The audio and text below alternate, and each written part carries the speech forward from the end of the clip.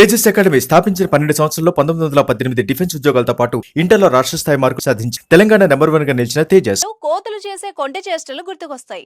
కోతులు చేసే పనులు ఎలా ఉంటాయో ప్రత్యేకంగా చెప్పాల్సిన పని లేదు. వాటి కంట ఏది పడ్డా దాన్ని తీసుకునే వరకు నిద్రపోవు.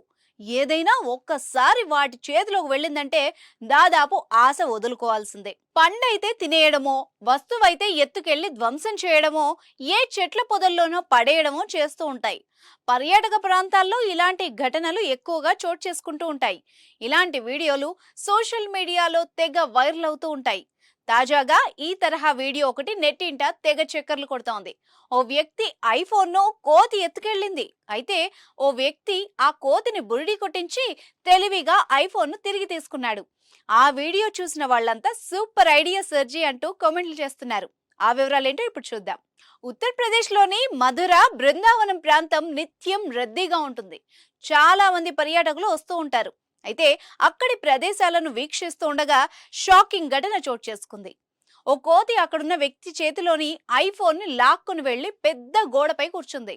సడన్ గా కోతి ఇలా చేయడంతో సదరు వ్యక్తి షాక్ అయ్యాడు.